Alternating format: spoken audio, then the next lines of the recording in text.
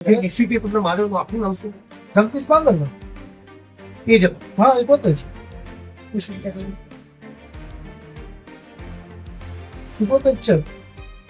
Civil ડ્રેસમાં આજે blue કલરનું T-shirt પહેરેલું હતું. એ પોતે જ ભૂદા માર્ગમાં પેટ્રોલ પોતે જ પેટ્રોલ છાંટ્યું ને પોતે જ મારો પગ ભાંગી મારા પગ ઉપર પોતે પગ દઈને મચ્યો છે. નમસ્કાર, વાત કરવી છે રાજકોટના ડીસીપી જગદીશ બાંગરવા વિશે.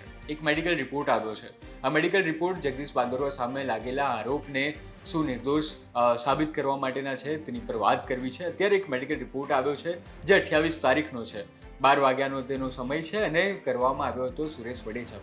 આ સુરેશ વડેચા એ રાજકોટના કથિત પત્રકાર છે, એક બુલેટિન ચલાવે છે, એક પખવાડિક ન્યૂઝપેપર ચલાવે છે અને ત્યારે તેમની ઉપર જેલની અંદર ખૂબ બર્બરતાપૂર્વક 3rd ડિગ્રી ટોર્ચર કરવામાં આવ્યું અને ત્યારબાદ વડગામના ધારાસભ્ય જિગ્નેશ મેવાણી તેમના સમર્થનમાં આવ્યા અને ખૂબ આક્રોશિત રીતે જગદીશ બાંગરવા સામે તેમણે મોરચો માંડ્યો હતો અને હવે તેમાં એક મેડિકલ રિપોર્ટ આવ્યો છે. આ મેડિકલ રિપોર્ટ શું કહી રહ્યું છે તેની પહેલા આપણે જાણીએ કે સુરેશ વડેચાએ શું આરોપ લગાવ્યા હતા.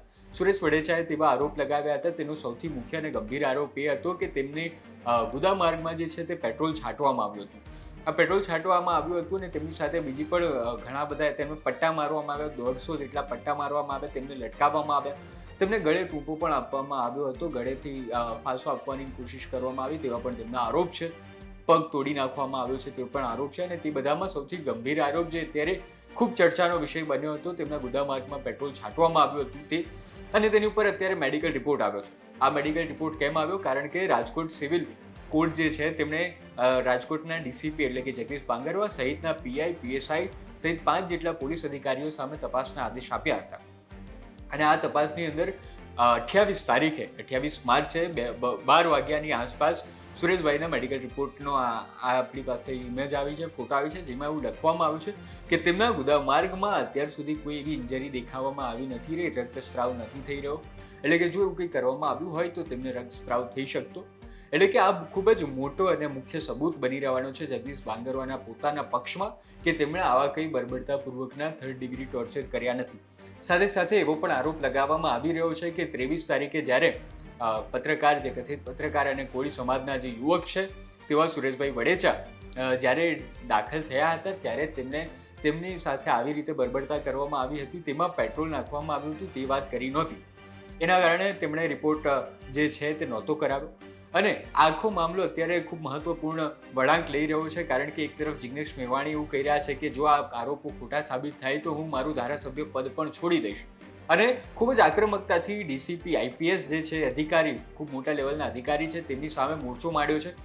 સીએમથી લઈને ડેપ્યુટી સીએમ અને રાજકોટના કમિશનર સુધી તમામ લોકોને મળ્યા છે, તમામ લોકોને જાણ કરી છે. બીજી તરફ કોળી સમાજના જેટલા પણ આગેવાનો છે, નેતાઓ છે, ધારાસભ્યો છે, તેઓ પણ તેમના સમર્થનમાં આવી રહ્યા છે. તેવા સમયે જો આરોપો ખોટા સાબિત થાય છે તો કોળી સમાજના નેતાઓ, જિગ્નેશ મેવાણી, તેઓ શું કરશે, ક્યાં મોઢું સંતાડશે અને સાથે સાથે જો આરોપો સાચા સાબિત થાય છે તો તેમના પક્ષમાં છે તે અને પોલીસની ખાખી પર દાગ લાગવાની શક્યતાઓ તો છે. તો અત્યારે ફિલહાલ એટલું કે એક મેડિકલ રિપોર્ટ આવ્યો છે અને તેમાં સૌથી મોટો ધડાકો થયો છે કે સુરેશભાઈ વડેચાનો જે ગંભીર આરોપ હતો કે તેમના ગુદા માર્ગમાં પેટ્રોલ છાંટવામાં આવ્યું છે તેના સબૂત મળી નથી રહ્યા. પણ સાથે સાથે દર્શક મિત્રો એ પણ ધ્યાન રાખવું જોઈએ કે તેમના હાથ પગ પર જે ગંભીર ઈજાઓ થઈ છે તે મારવાના કારણે થઈ છે.